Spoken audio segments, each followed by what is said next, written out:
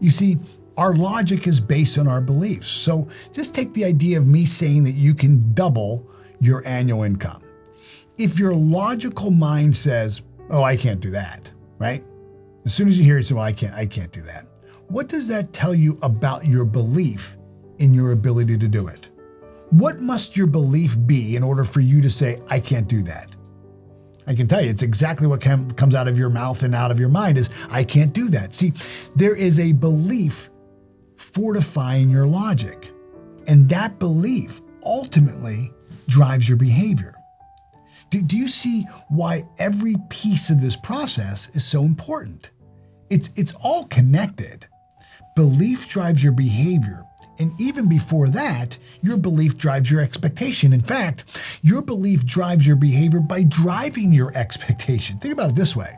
Just stay with me for just a couple of minutes on this. I could go a lot deeper into the metaphysics of it, but let me just explain it in a real simple example. In a Christian home, right, the night before Easter, a little 5-year-old boy, a little 5-year-old girl, logically believes in something called the Easter Bunny. They've been taught and programmed to believe that there is something called the Easter Bunny, and that this Easter Bunny comes, on the eve of Christmas, brings a basket full of chocolate and goodies, and hides the basket from them. So what does this program cause them to do in their behavior early on Easter morning? Well, what does any 5-year-old child do on Easter morning that believes in the Easter Bunny? Well, the first thing they do is they're probably the first one awake in the household, right? Because they believe not only in the Easter Bunny, but they believe the Easter Bunny came last night and there's a basket somewhere in the house with their name on it filled with candy. And that belief drives their behavior. It wakes them up first thing in the morning. It also drives their emotional state.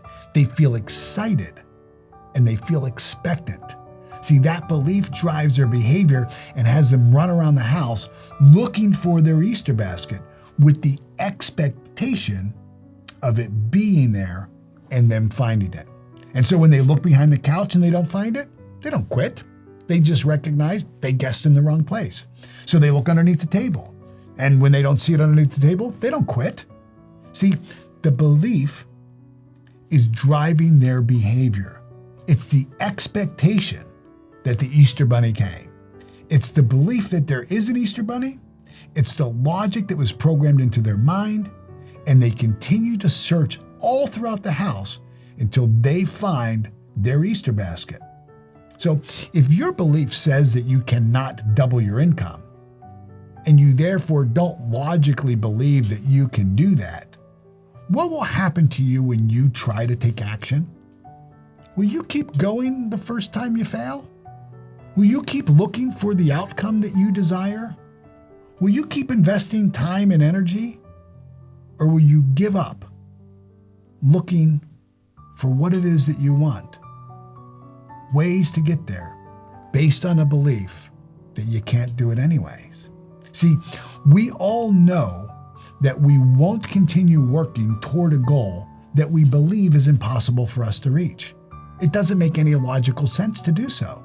So when you give the next 10 action steps to a person who doesn't believe that they can reach their goal, what is it that you think that they hear? See, we hear with our ears, but we listen with our emotions. This is so important. We hear with our ears, but we listen with our emotions. In other words, you could be telling the person all the good and right things that they could do and that they should do. You could be using all the right words. You could be very motivating. And you know what they hear? Inside their head, they hear doubt and fear and a voice of discouragement, because that's the dominant vibrational frequency within them.